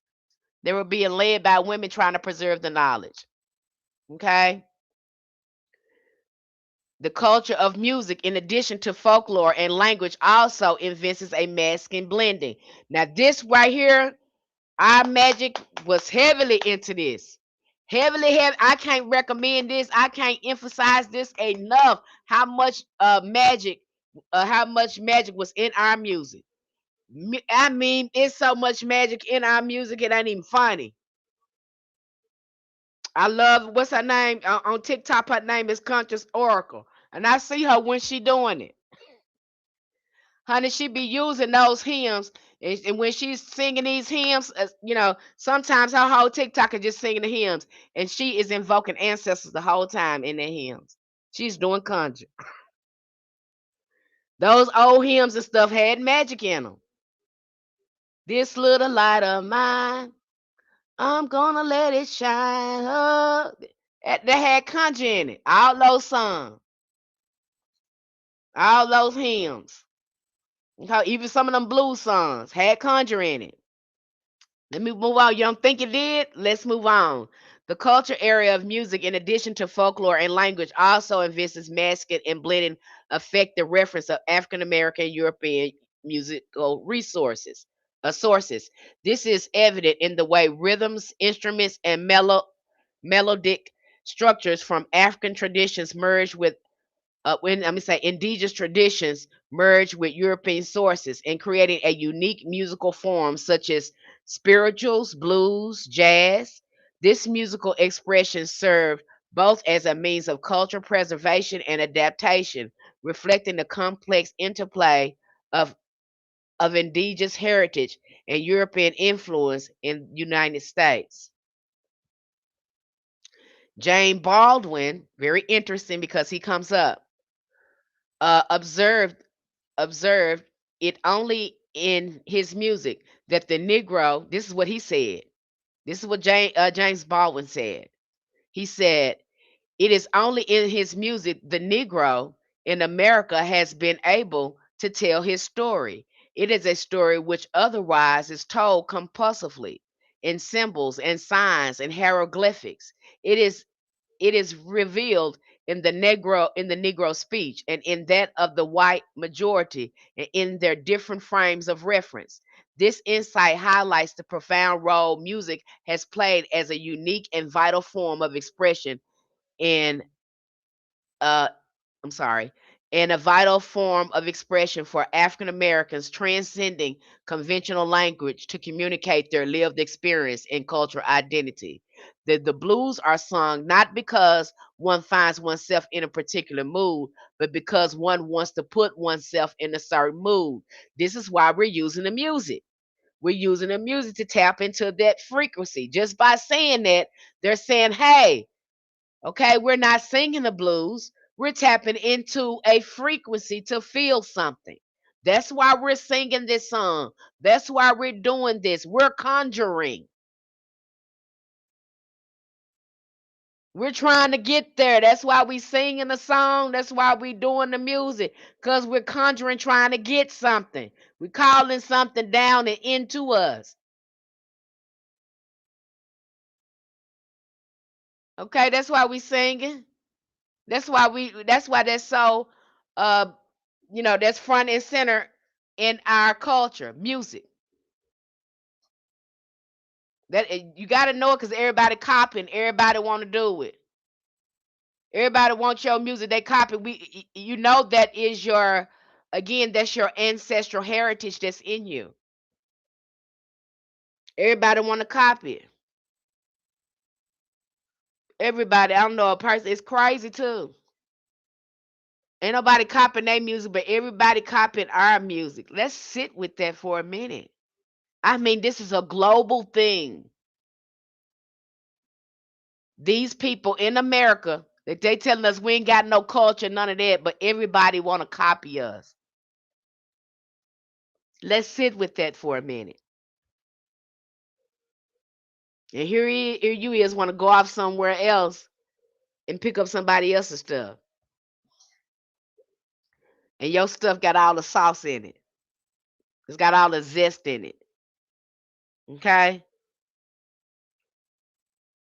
They do not arise from a mood, but produce one. The spiritual produces God. The secularized blues produce a mood. Okay? So again, these are about moods and tapping into frequencies. Okay? What are you trying to do? What are you trying to tap into? The spiritualist and the blues has represented the genre of blues music as secular spiritual. The implications of the ironic appellation is clear that the spirituality of the spirituals can inhere in the blues because their common spiritual quality is not limited to the religious expressions, but exceeds such expressions and derives from more comprehensive resources. So, blues, you see that blues can be one in the same. Which who influenced who? In here, who influenced who? Did the spirituals influence the blues, or did the blues influence the spirituals? Because if you listen to the blues and the spirituals long enough, they start sounding a little alike. What's the name got in trouble for that? What's his name? Ray Charles got in trouble for that because he turned that church song into a into a blues song, and folks got mad at him, calling him a devil. Okay, so they're letting you know there's some commonalities with that. The Afro American artist is a conjurer who works juju. So when he's saying Afro American here, you know what he's saying? He's talking about an indigenous American here. He's very particular in this. Listen to what he says. He says the Afro American artist is a conjurer who works juju upon his oppressor. That's what we do. We do juju. Okay? That's what hoodoo is about. Hoodoo is about laying the colonizer on his back. Okay? He's letting you know that. He's a witch doctor who frees his fellow victims from the psychic attacks launched by demons of the outer and inner world. He's letting you know that the indigenous people was automatic conjure people. Okay? He's letting you know that right off the bat. Okay? Necromancers. He mentioned it. He said it. I didn't say it. Okay? But there is only one search wanderer this world is wondering. Is that both inside and one transparent sky? Okay, so they letting you know. And this is by someone called Rumi. He's letting you know that we're, again, natural necromancers. I'm not saying this is what they're saying. Okay? Possession can depend on culture, but sometimes it's linked to mental health issues. Again, we were natural. This happened all the time. When these people are jumping up and down, speaking in tongues and outlets, this is a form of possession. Okay? Even then, it is often a way people cope within their society. In some cultures, possession is like acting out a role, while in others, it helps troubled people manage their feelings by joining possession groups. Okay, this was an outlet. This was a way to get answers. This is a way to get divine guidance as well. So when you see people going to church, and I see them, I like the little trend they had on TikTok where the child throw a tantrum and they playing church music over the child throwing a tantrum, and you see people in the comments, they're saying, get what you need. That's what that was about. Go on and get it, baby. Get what you need. Get it all out. That's what our ancestors was doing. Okay. Even though that was a little trend, but you see how they was responding to, the child.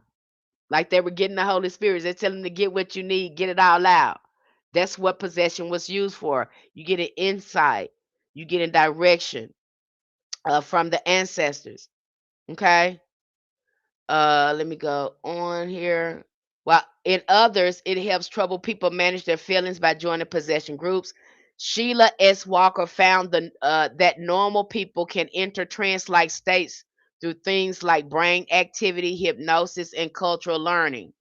She believes that culture is the main reason why possession experiences are different around the world, since physical and mental states are similar, but culture shapes how possession happens. And you can have this sometime just by reading certain books. That's why I tell you to get somewhere and sit down and be quiet because your ancestors start speaking to you. Start reading because again, they'll open up your mind to where you will start understanding certain kind of work and guide you in the work. But it's not gonna happen if you're not getting nowhere and sitting down. You're not taking care of yourself. You're not putting self-care first. It's not gonna happen if you're not doing that. James Baldwin, again, regarding all the traditional genres of black music, he had something else to say. Sacred and secular genres together may be described also as transformative, aesthetic, cathartic, or healing. The communal creativity of instrumental, vocal, and dance and soul session in a nightclub still has the same creative possibilities. So they telling you go and get somewhere and dancing and listening to music have the same and listen to our music have the same capabilities that you would have in the church. I don't know, but some of this music, you got to be careful with it. But he's telling you that. Okay? That's been our thing. The same kinds of psychophysical phenomena help in the achievement of the state of consciousness in both cases. Religious and jazz forms of possession are based on the same African influence culture expectations. I remember Baba Himma was talking about listening to certain jazz music again would invoke spirits and invite in ancestors. Okay, the Black American traditional of social propheticism is deeply intertwined with shamanic conjurational practices, reflecting a spiritual cultural framework that emphasizes healing and transformation and communal empowerment. So you will see elements of shamanism in there. That's why we cover shamanism and hoodoo. And I was so glad to see this author talk about shamanism in here. So you guys will see Miss Penny ain't making it up. There are heavy shamanic elements in hoodoo. Okay. Social prophets often act as mediators between physical and spiritual realms, much like shamans using rituals, music, and oratory to invoke change and address social injustices. This tradition incorporates therapeutic and homeopathic, homeopathic elements by engaging the community in processes that promote psychological spiritual healing akin to the cathartic effects found in both religious ceremonies and musical gatherings. Through these practices, social prophetism serves not only as a form of resistance but also a means for restoring balance and well-being within the black communities. So they were going there again because we had to use uh our spirituality to heal us. Y'all calling this magic. But again, you have these women and people coming to church, they're performing rituals on these people, whether they're extracting attachments or anything like that. Again, they kept spirit front and center. So hoodoo it has a lot of shamanic elements to it. It does. Okay, and that's why we cover shamanism, because shamanism again has very heavy animism traits in it, and so does hoodoo. Hoodoo, again, we look at everything as alive. What is that? That's animism. And where do we find heavy animism traits in shamanism?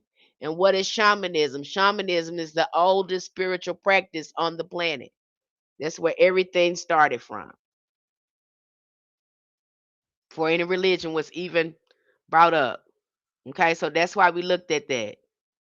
I often said that civil rights and freedom for black people were won by the power of conjure. Unusually literate slave Nat Turner, like Denmark Vesey, was a compelling Bible preacher. He was more self consciously Christian than his fellow slaves and eschewed the common practice of conjure as a sub Christian. So you have, again, what they're saying here at Nat Turner was a conjure man. That's what I said. Christians, conjure has already been, hoodoo has always been in the black church, has always been there. Okay, that's what he's telling you to. Sojourner Truth, they said again, she was said to be a shaman, a seer, a sibyl, and claimed to read. She said she don't. What she said, she claimed to read men and nations rather than letters and books. She said she don't read letters and books. She read men's and nations. That's what Sojourner Truth said. She knew she was divinely called. She said she don't read books and letters. She read men's and nations. So she was a great shaman, okay? Deciphering and interpreting the personal, social, historical signs of existence was key concept in Sojourner's self-understanding of her shamanic gift. So she was a conjure woman by right. She was a seer, and she telling you what she do. If you think that hoodoo and conjure wasn't in the black church and wasn't in our ancestors, it absolutely was. Okay? And we have covered this. Like I said, this book is a pretty much it's not an easy read. That's why I came here, giving you greater context about the book. And it you have, and I did a great presentation, so hopefully you had a chance to see the presentation as well. Okay. But if you have anything to add here, anyone have any questions or have anything to add here over the review that we just had, anything that you want to add? Okay, I try to be thorough with it. If anyone is interested in our community, go check us out. We have plenty of memberships that will fit your budget. We just added a new membership. It's called the Hoodoo Master. For those are committed and devoted to their practice, we have so many workshops and activities to get you engaged in your practice, to get it going. If you want to take your hoodoo practice to another level, you're not sure if you want to start offering services or how you should offer service, or just have support with running a practice, because it really, this running a practice, it's like this and that. And so it's good to have a support group where you can go in and do collaborations and come up with things together and see how other what's working for other people, and then having that support system when it is going like that, having that support system to push you to keep going. Okay, because you do have to have some tenacity in running a business, and the only way a business is fail, you can't fail if you don't give up. You succeed every day you get up and stay in the fight. It may not go the way you want it to go, but guess what? You stand in the fight. You still succeeded. So it takes a lot of tenacity. And so if you're needing that type of support and you're ready to really get, you're committed, because I love hoodoo. I love it. I'm committed to my journey. I take it very seriously, you know. So if this is that's something that's you, we would love to have you in the hoodoo master class, and I look forward to communicating with people again that's committed, that devoted, that don't mind putting in the work. I love seeing you grow and love to see you have results in your practice. Okay. And I appreciate everyone that support the community. I'm proud of everyone that is making progress in their community and they're sharing their experience. And we're all just growing together, and we're all seeing changes and positive shifts. Once we get our rituals together, I'm seeing so many people have beautiful experiences once they follow what they need to be doing, but it doesn't work if you don't put in the work. Okay. Just getting off work. I missed out. Love y'all. You can come back and watch the live stream. It'll be posted there onto the YouTube channel. Okay. But if you have anything to add here, please do. If you're interested in learning hoodoo, uh, if you're interested in knowing hoodoo, you want to work it, you want a good foundation in your practice, you want it to be better. you want to be fully educated about it, come join our community, because there's so many wonderful resources that's going to help you gain a more solid foundation in your practice. Okay. Thank you guys for being here today. And thank you so much for your support. All right. Light, love, namaste, ashe, love one, happy, who doing, and conjure. Okay.